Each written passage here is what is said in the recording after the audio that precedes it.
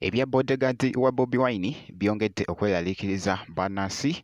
Lengera alabiseeko bamuleese munnange ate mu kkooti e Masaka, bodyguard wa Bobi Wine Eddie Mutwe, ate nga munnange fake filmmaker akikoze anti wali Golola Moses amuleese amwetisse waggulu, ate nga munnange Palaso ayuguumizza mukono esayidi eno. Bye ngenda okubeera nga nkutuusaako era nga bampita Jaminati, nsinzira ku Jaminati Yugi. Ngenda kubeera nga ntandika munnange n'akatambi kano aka bodyguard wa Bobi Wine munnange si birungi n'akamu esayidi eno, era nga bamuleese munnange ate wali mu kkooti e Masaka okubeera nga ate bagenda kubeera nga ate boogera ate munnange ebinaaba bisingawo esayidi eyo, naye nga munnange actually ndowooza ngenda kubeera nga nkomawo ate nkubuulire ebinaaba bivudde munnange ate mu kkooti, naye nga essaawa eno munnange ate obubaka obukyagenda mu maaso ate okutredinga, era nga boogezaawo okulaba kakati nno wali ebibadde byogeza abamu obwama nga abadde munnange Eddie Mutwe ng'akankana,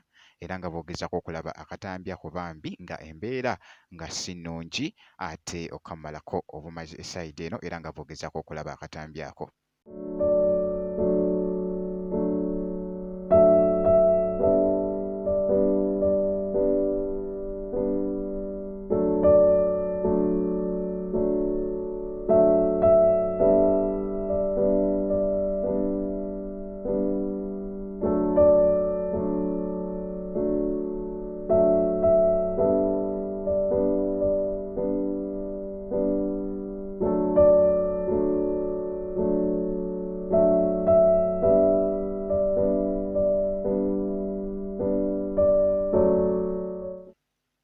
Byebyo nno munnange ate ebiri mu kugenda mu maaso, era nga nja kuba nga nkuwa update yonna enaafaayo. Kakati naawe kankuggyeko ate nkutegeezeeko nti nno mwana mulenzi munnange ate Palaso ayuguumiza munnange ate mukono, anti oluvannyuma munnange ate wali olw'okumaliriza munnange ate ekivulu kye e Lugogo, era nga ku mulundi guno abadde ate wali mukono n'asooka ate n'abasekula munnange ate omuziki, era nga boogeza kukolaba akatambi ako.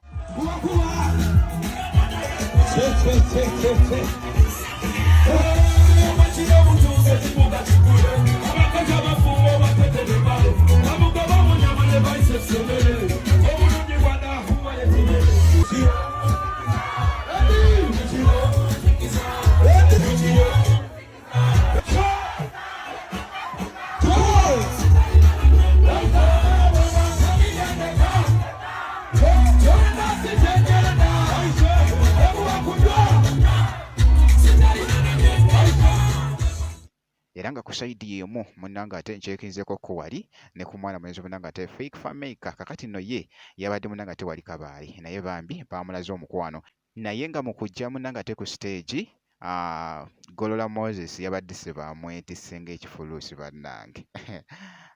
Omukulu munnange ate Golola Moses ate taggwayo wali wonna, era nga boogezaako okulaba abadde atuuka ku stage n'asooka ate munnange n'abawa enguliko wali wonna.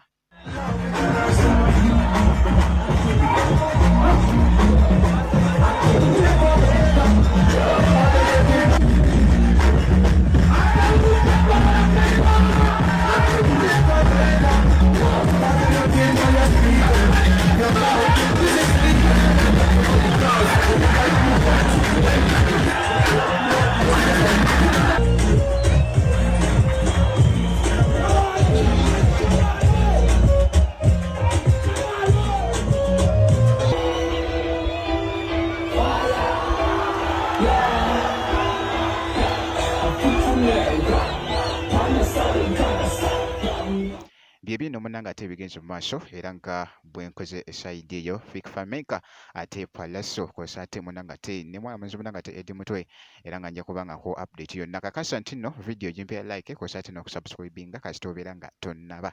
Ngenda kubeera nga nkomawo ate mu maaso eyo n'ebirala. Katono nnyo bwe nti.